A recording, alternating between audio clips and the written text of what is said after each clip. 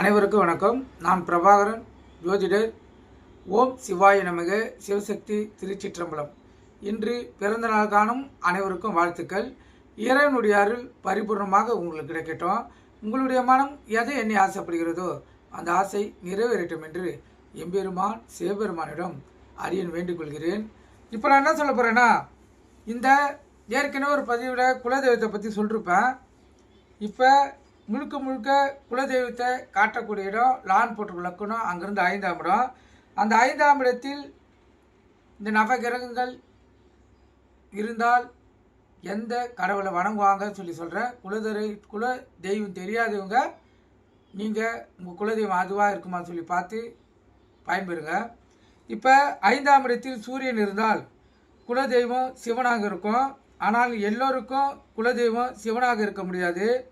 அப்படியானால் சிவன் போன்று கையில் ஆயுதம் வைத்துள்ள சிறு தெய்வங்கள், அதே போல் சூரியன் காட்டை குறிக்கும் கிரகமாகும். எனவே அது காட்டில் உள்ள தெய்வமாக கூட இருக்கலாம்.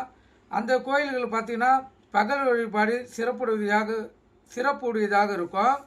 உதாரணமாக கருப்புசாமி, முனீஸ்வரர் போன்ற எல்லை தெய்வங்களை சொல்லலாம், கருத்தில் கொள்ளுங்கள். அதே போல் சந்திரனாக இருந்தால் இது பெண் தெய்வத்தை குறிக்கக்கூடியது, அம்பாளை குறிக்கும்.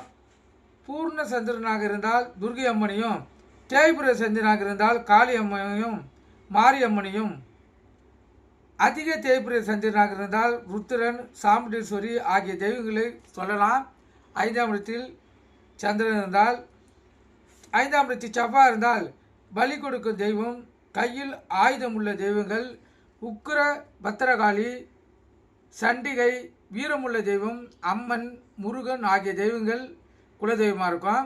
5ஆம் இடத்தில் புதனாக இருந்தால் ராமர் கோயில், கோபாலகிருஷ்ணன், விஷ்ணு, மீனாட்சி போன்ற தெய்வங்கள் குலதெய்வமாக இருக்கும். குருவாக இருந்தால் விஷ்ணு, கோபுரம் உள்ள கோயில், வழிகாட்டு தெய்வங்கள், இது போல தெய்வங்கள் அவங்களுக்கு குலதெய்வமாக இருக்கும். சுக்கிரனாக இருந்தால் லட்சுமி, துர்கை, பத்திரகாளி, அன்னை புவனேஸ்வரி, மதுரகாளி போன்ற தெய்வங்களுக்கு குலதெய்வமாக இருக்கும்.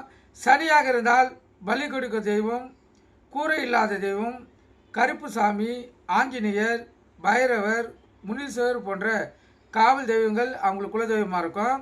ராகுவாக இருந்தால் நாகதேவதை, நாகம்மாள், புற்று உள்ள இடத்தில் உள்ள தெய்வங்கள் ஆகியவை அவங்களுக்கு குலதெய்வமாக இருக்கும்.